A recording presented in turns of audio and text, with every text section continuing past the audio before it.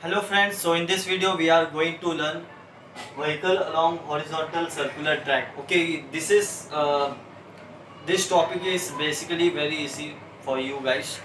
So watch till end. Okay, so now I have draw here the figure. Okay, तो vehicle जो है basically vehicle जो है और मतलब एक ये लाइन जो खींचा हुआ, तो इसका मतलब ये नहीं है, कंफ्यूज नहीं होना है कि ये जो है मतलब लीनियर मोशन परफॉर्म कर रहा है। टॉपिक में तो यहाँ पर हॉरिजॉन्टल सर्कुलर कर्व ट्रैक दिया हुआ है, मतलब सर्कुलर मोशन का भी रोटेशनल हम चैप्टर नंबर 1 पढ़ रहे हैं और यहाँ पर जो है लीनियर मोशन हो रहा है। तो डायग्राम देखकर कंफ्यूज नहीं होना है, मैं आपको डायग्राम में पूरा एक्सप्लेन करूँगा कि क्या जो है ये कैसे ये व्हीकल सर्कुलर मोशन परफॉर्म करेगा। तो मैंने क्या कंसिडर किया है, एक व्हीकल है। ओके, एक व्हीकल है जिसका रेडियस, अब यहाँ पर ये रेडियस होगा, ये सेंटर है। ओके, मतलब ये क्या हो रहा है मालूम क्या, मैं आपको इजी वे में बताऊं तो यहाँ पर देखो ये कैसे ट्रैक बन रहा है, ये कैसे यहाँ पर से इसका सेंटर यहाँ है, ठीक है। तो सर्कल है, तो बेसिकली सर्कल का तो रेडियस रहेगा, सेंटर भी रहेगा, ओरिजिन कुछ भी, या तो सी लिख दो यहाँ पर। तो इसी को जो है ऐसे वे में आपको डायग्राम में टेक्स्ट बुक में बताया, मतलब ये जो व्हीकल है यहाँ पर, अगर समझो मैं व्हीकल बना देता हूँ आपके को समझने के लिए, ठीक है। अब ये व्हीकल जो है मतलब सर्कुलर जो क्या कर रहा है, vehicle along horizontal circular track, ये क्या है, ट्रैक है सर्कुलर। ऐसा आपने देखा होगा जो हिली एरिया में है ना, जहाँ पर वैल्यू होती है वहाँ पर सर्कुलर कर्व जो है रहता है। तो सेम जो है ये मेथड को हम यहाँ पर इस तरीके से बनाकर जो है, ये जो है आपका ट्रैक है, सर्कुलर ट्रैक है, और यहाँ पर ये व्हीकल है। ओके, ये व्हीकल है।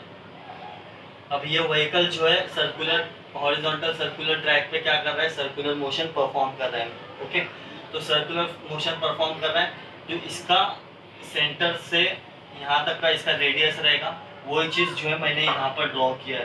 तो टेक्स्ट बुक में ये डायग्राम बना है, ये डायग्राम बना नहीं है, मैं आप लोगों को समझाने के लिए ये डायग्राम बनाया हूँ। अब ये जो है व्हीकल मूव होगी।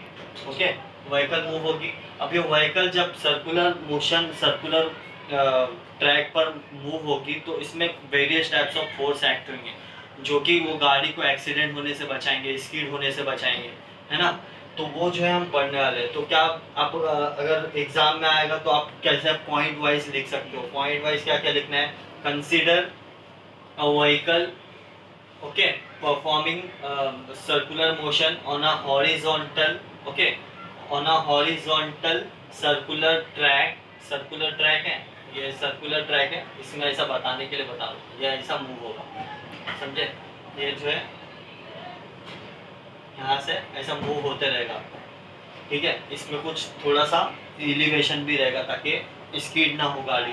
तो यहाँ से आपका सेंट क्या क्या लिखेंगे, vehicle, okay, moving along a circular horizontal circular track with radius R and centre C. Okay, इतना लिखने के बाद क्या लिखेंगे, अब इसमें कौन कौन से फोर्सेस एक्ट हो रहे हैं जिसके कारण वो बैलेंस हो रहा है, मतलब स्टेबल है व्हीकल, स्कीड नहीं हो रहा है, वो फोर्सेस क्या क्या रहेंगे। अभी यहाँ पर इसका ये व्हीकल है तो इसका कुछ मास होगा, इसका कुछ वेट होगा, और वेट हमेशा कहाँ पर लाइज होता है, डाउनवर्ड डायरेक्शन में। तो यहाँ ये देखते हैं, यहाँ पर से यहाँ से ये वेट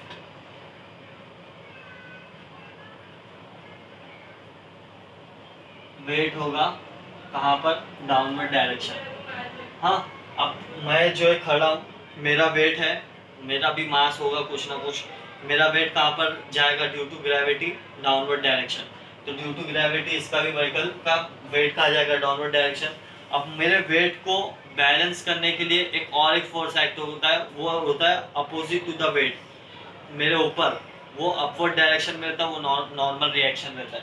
तो अब इसको बैलेंस करने के लिए, वेट को बैलेंस करने के लिए इसका अपवर्ड डायरेक्शन में क्या रहेगा, नॉर्मल रिएक्शन। यहाँ पर आपका क्या रहेगा, नॉर्मल रिएक्शन, उसको एन से लिखा हूँ मैं। ओके, अब ये गाड़ी जब सर्कुलर ट्रैक पर मूव हो रही है तो इसका और एक फोर्स रहेगा, वो क्या रहेगा, सेंट्रीपिटल फोर्स। क्या रहेगा, सेंट्रीपिटल फोर्स। तो सेंट्रीपिटल फोर्स, अब ये गाड़ी जो है रोड पे चल रही है, ट्रैक पे चल रही है, तो यहाँ पर क्या होगा, कुछ फ्रिक्शन होगा टायर और रोड के बीच में। फ्रिक्शन का मतलब क्या है, वो रेजिस्ट करेगा किसको, गाड़ी को। जो गाड़ी का जो टायर है और रोड में उसके दोनों के बीच में रिलेटिव मोशन होगा, है ना, रिलेटिव मोशन होगा। तो यहाँ पर स्टैटिक फ्रिक्शन रहेगा। ये क्या रहेगा, F S. F S means static friction. अब कितने फोर्स हो गए, वेट को बैलेंस करने के लिए नॉर्मल रिएक्शन, और static friction is nothing but your centripetal force. Centripetal force मतलब जो भी force which is acting towards along the center और toward the center is called centripetal force। तो ये Fs किसके जैसा बिहेव कर रहा है, आपका सेंट्रीपिटल फोर्स के साथ। तो मैं Fs को इक्वल लिख सकता हूँ, Fs जो है मेरा स्टैटिक फ्रिक्शन इक्वल है किसके, सेंट्रीपिटल फोर्स के। मैं लिख सकता हूँ क्योंकि ये क्या हो रहा है, फ्रिक्शन है टायर और रोड के बीच में रिलेटिव मोशन जो है, जो कि स्कीड होने से बचाएगा। अब टायर में अगर अभी फ्रिक्शन ज़्यादा कब होगा, जब टायर का ग्रिप और रोड में जो है बॉन्डिंग अच्छी रहेगी, तो स्कीड होने से बचेगा। या तो रोड में जो है रोड लेयर वेट नहीं होना चाहिए, कुछ ऑयल नहीं लगा रहना चाहिए सरफेस में, तो उससे भी फ्रिक्शन लेस होता है। और अगर वो टायर में सपोज थ्रेडेड है, थ्रेडेड मीन्स कुछ ऐसा जैसा टायर में रहता है ना, ऐसा ऐसा कट किया हुआ, वो क्यों रहता है, ताकि ग्रिप मिले रोड को और वो स्पीड में भी जो कि गाड़ी मूव हो सके। तो उससे भी फ्रिक्शन पे जो है असर पड़ता है, इन्फ्लुएंस होता है। तो अभी यहाँ पर एक नॉर्मल रिएक्शन हो गया जो कि अपवर्ड डायरेक्शन में, वेट हो गया डाउनवर्ड डायरेक्शन में, static friction towards the centre which is acting as a centripetal force. तो आप क्या क्या पॉइंट लिख सकते हो, vehicle on a horizontal circular track, okay, with radius r, centre c, okay, and ये परपेंडिकुलर टू द ट्रैक है, ये जो फोर्स एक्ट हो रहा है ये परपेंडिकुलर टू द ट्रैक है, ओके। और फिर इसके बाद क्या लिख सकते हो, एक्टिंग, ये कार पे एक्ट हो रहा है, हाँ, उसके बाद consider W which is acting downward and normal reaction which is acting upward direction. तो इसको बैलेंस करने के लिए व्हीकल को क्या क्या फोर्स लग रहे हैं, वेट और नॉर्मल रिएक्शन। अभी ये व्हीकल मूव हो रहा है सर्कुलर ट्रैक में, तो उसका फ्रिक्शन रहेगा, फ्रिक्शन किसके बेसिस में एक्ट हो रहा है, सेंट्रीपिटल फोर्स के। तो मैं यहाँ पर लिख दिया Fs किसके इक्वल है, सेंट्रीपिटल फोर्स के, ओके। तो ये डायग्राम से आप इजीली समझ सकते हो, टेक्स्ट बुक में डायग्राम ऐसा दिया हुआ है, तो ये डायग्राम से आपको समझना है, ओके। कि वेट जो है बैलेंस किसको कर रहा है, नॉर्मल रिएक्शन को। तो मैं ऐसा लिख सकता हूँ, वेट जो है बैलेंस कर रहा है नॉर्मल रिएक्शन को, है ना। तो फिर वेट का फॉर्मूला क्या होता है, मास इनटू ग्रेविटी, और normal reaction as it is लिखूंगा। अब ये फ्रिक्शन जो स्टैटिक फ्रिक्शन है ये किसको बैलेंस कर रहा है, सेंट्रीफ्यूगल फोर्स को। Fs सेंट्रीपिटल फोर्स के इक्वल है, बट बैलेंस किसको कर रहा है, अभी ये जैसे यहाँ पर जा रहा है टुवर्ड्स द सेंटर, तो ये सेंट्रीपिटल फोर्स होगा, एक्ट करेगा, पर इसके भी अगेंस्ट में यहाँ पर सेंट्रीफ्यूगल फोर्स रहेगा, सेंट्रीफ्यूगल फोर्स, ये इसको बैलेंस करेगा। तो अभी मेरा फॉर्मूला क्या मिलेगा अपने को, Fs का, Fs equal to centripetal force. तो सेंट्रीपिटल फोर्स का फॉर्मूला क्या है, mr ओमेगा स्क्वायर। तो omega v equal to R omega, v equal to R omega है, ओमेगा अगर मेरे को चाहिए तो क्या मिलेगा, v बाई आर, ये मिलेगा आपको, ठीक है। ये कहाँ से, ये डेरिवेशन से आया फॉर्मूला लीनियर मोशन का। तो Fs किसके इक्वल है, M R omega square, okay. अभी यहाँ पर मुझे क्या करना है, Fs अपॉन एन, या Fs अपॉन एन, मतलब ये क्या कर रहा हूँ मैं, इसको इससे डिवाइड कर दूँ, या तो यहाँ पर इक्वेशन लिख दूँ 1 और इसको 2, डिवाइड 1 बाई 2 मतलब 2 बाई 1, तो Fs अपॉन एन। तो Fs का फॉर्मूला क्या है, M R omega square divide by N का फॉर्मूला क्या है, आपको मिला m इंटू जी।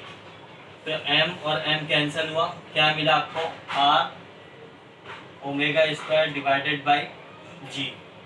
ये किसका मिला, Fs बाई n क्या मिला आपको, r omega square by g।